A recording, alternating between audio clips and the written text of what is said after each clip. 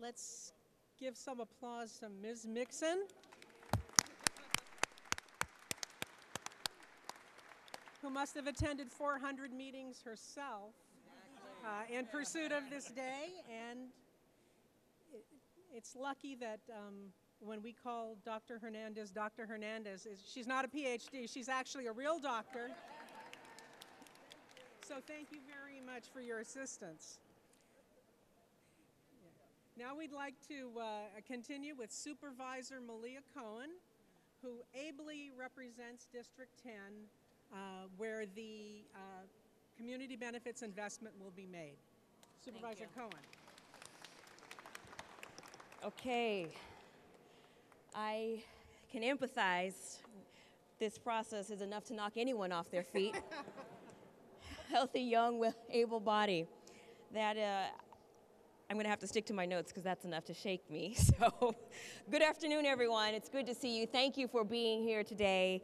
As the mayor has already mentioned, the community process for planning for development of the Hunters Point Shipyard and Candlestick Point is unlike any process and any project in the city. It took decades, and it was often challenging, it being the longest public hearing of any project, but the result was something truly unique and significant. The years of work and dedication by the community are definitely represented here today. If you look around you, you see friends from all walks of life coming together to celebrate.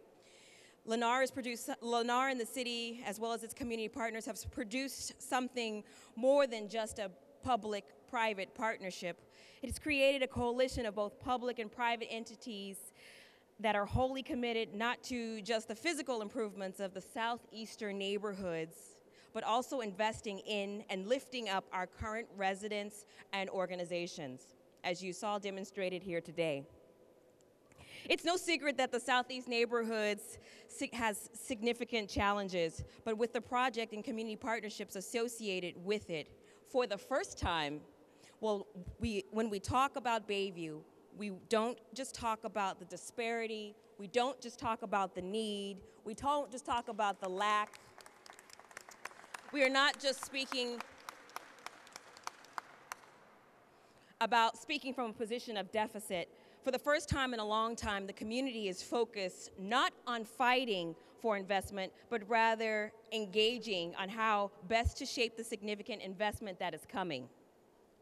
In an era of uncertainty around redevelopment funds, Lennar has not backed away from its commitment. They have not asked to renegotiate their promises or held back to wait to see what the full ramifications of the state's dissolution of the redevelopment agency actually means.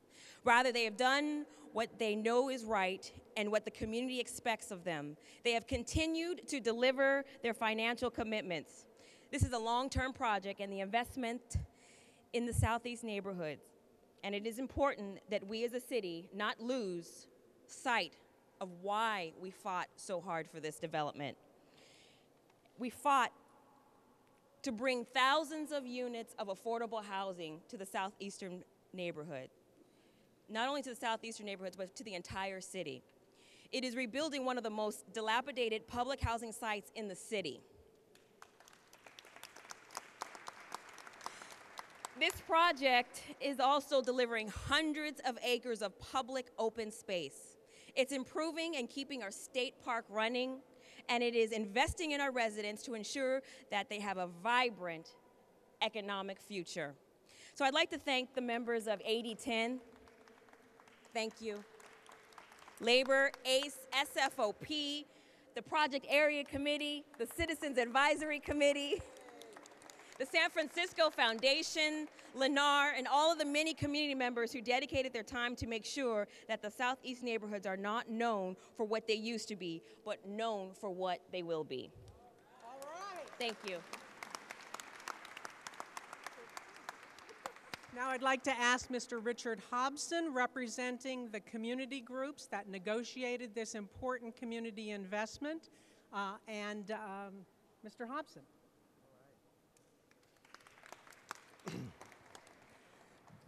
Good morning. My name is Richard Hobson, and I'm a member of San Francisco ACE, the Alliance of Californians for Community Empowerment. On behalf of the governance body accountable for these funds, which include the San Francisco Organizing Project, San Francisco Labor Council, the PAC, the CAC, and Mr. Jacob Moody, I want to emphasize our commitment in helping build a strong District 10 community, especially in the neighborhoods that have been historically left out of economic opportunities in San Francisco. Our city is at risk of losing the economic and racial mix that are the keys to a healthy, diverse, and vibrant city. That's why this community benefits agreement, the only one of its kind in San Francisco, that we negotiated with the developer, are significant. They provide a sorely needed investment into the future of the Bayview, Hunters Point, and District 10. The benefits are broad. They create access to new homes in the development for both low-income and working-class District 10 families and residents. And with the goal of stemming the loss of affordable housing in and around the surrounding area, this agreement is also part of a strategy to bring those families who have been displaced back to the community.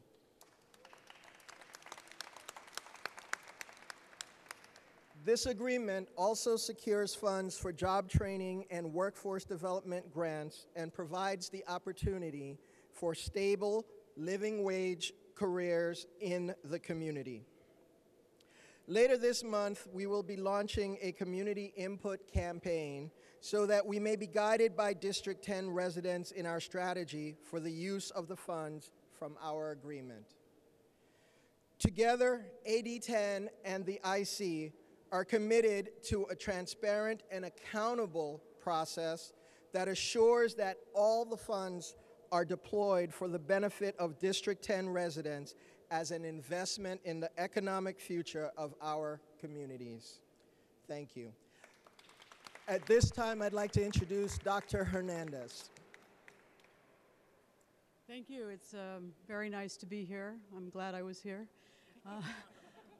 It's a real opportunity, I think, for the San Francisco Foundation to be playing the supportive role that the Implementation Committee and Lennar have asked us to play. The foundation is a community foundation that is place-based and is very deeply committed to economic and social justice issues in District 10 as we are throughout the city and in the region. The roles, specific roles that we'll be playing will be to try to administer these funds, to have the maximal impact in support of the Implementation Committee in the areas of affordable housing and in the areas of job training, as have already been mentioned. These are two areas that are deep priorities to the San Francisco Foundation and that we've been investing in for many years. And so we look forward to, as well, a very accountable, a very transparent process. There has been many hours by the Implementation Committee to understand these types of programs and to begin to understand how to have maximum impact. I want to thank all of them for their partnership. I want to thank Kofi for your confidence in the foundation. We look forward very much to continuing to work with the city, and it is indeed a day that is important in terms of getting the gift. It will be the best day when we actually have families living in the district in affordable housing and jobs that really are created to make economic prosperity. Thank you very much. Thank you, Dr. Hernandez. And now I'd like to ask Mr. Bonner, if you would, and I'd like to ask members of the community, anyone who participated in any effort to bring about this day, to please gather round for the presentation of the check. So please gather round. Our friends from the faith-based communities, organized labor, the Implementation Committee, the Dr. Honeycutt and the CAC, Reverend Walker, please. Everyone respond, yes, please. Oh, okay. I'm sorry. Very good. Oh, boy. Okay.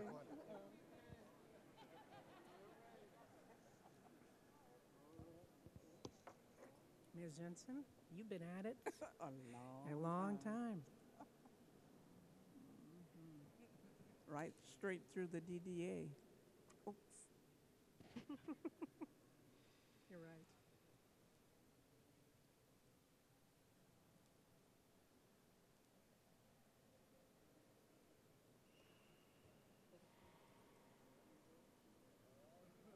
Very good. Yay.